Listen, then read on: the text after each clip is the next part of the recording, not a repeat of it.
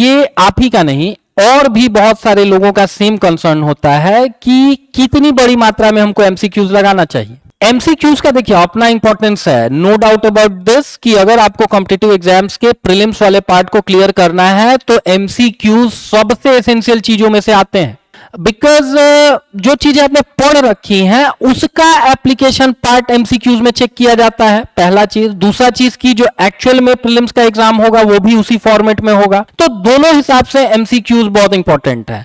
अगर कोई सा भी स्टूडेंट ठीक ठाक मात्रा में 10, 12, 15 हजार एमसीक्यूज लगा ले जा रहा है तो उसके एग्जाम क्लियर करने के चांसेस बहुत अच्छे होंगे। लेकिन केवल एमसीक्यूज लगाते रहेंगे, अगर चीजों को डेप्थ में जाकर के एनालाइज करके नहीं पढ़ेंगे तो पीटी तो क्लियर हो जाएगा, मेंस में क्या करेंगे, राइट। तो वनडे एग्जाम की तैयारी करने वाले जो बच्चे होते हैं उनके लिए तो एमसीक्यू रामबाण की तरह है। लेकिन अगर आप सिविल्स की तैयारी कर रहे हैं और चूंकि आपको मेंस आंसर राइटिंग भी करना है तो आपको अपने एम्पल टाइम को डिवाइड करना चाहिए कि ठीक है हम ठीक ठाक चीजें पढ़ेंगे भी, उनके एप्लीकेशन पार्ट एमसीक्यूज को भी देख रहे होंगे और जो भी मेंस का सिलेबस होगा उसके हिसाब से आंसर भी लिखने का प्रयास करेंगे। अच्छा, एक और चीज जानेंगे, जनरेशन एडवांसमेंट। आज के समय में आप देखेंगे 1984-85 में आईआईटी के पेपर में पूछा जाता था भाई मीथेन क्या होता है, उसका फॉर्मूला लिख दीजिए।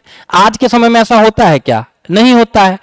तो दैट मींस कि अब क्वेश्चन भी प्रीलिम्स में जो पूछे जा रहे हैं वो बड़े तरीके से ट्विस्ट करके पूछे जा रहे हैं, नए नए फॉर्मेट्स पे पूछे जा रहे हैं। अब यूपीएससी आपसे 4 स्टेटमेंट दे करके ना ये नहीं पूछता है कि भाई बताओ कि इसमें से कौन कौन सही है कौन कौन गलत है।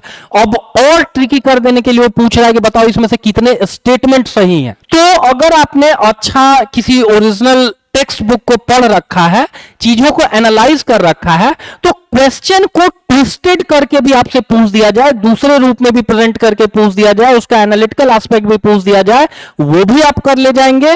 और केवल एमसीक्यू आपने लगा रखा है तो फिर वही एमसीक्यू या उससे मिलता जुलता एमसीक्यू आपको एग्जाम में मिलेगा तो आप करेंगे, और नहीं तो आपको समस्या हो सकती है। ठीक है, तो अगर आपने बड़े अच्छे तरीके से कर रखा है तो एग्जाम के आखिरी 50-60 दिनों में तो बहुत बड़ी मात्रा में एमसीक्यू लगाइए। लेकिन सिविल्स की तैयारी करते समय यह भी ध्यान में रखना है कि हमको मेंस भी देना है, मेंस को भी क्लियर करना है, और इवन इंटरव्यू पार्ट के लिए भी हमको बोलने चालने में अच्छा होना चाहिए, राइट। तो ओवरऑल तरीके से अगर तैयारी करेंगे तो बेटर होगा। हाँ, एमसीक्यूज के लिए यह कहा जा सकता है कि आखिरी के कुछ दिनों में जब आपने अपने सिलेबस को कंप्लीट कर रखा है तो बड़ी मात्रा में एमसीक्यू लगाइए, 10, 12, 15 हजार लगा जाइए, फिर आपके पीटी को कोई नहीं रोक पाएगा। पीटी में आपका सिलेक्शन श्योर शॉट होगा ही होगा।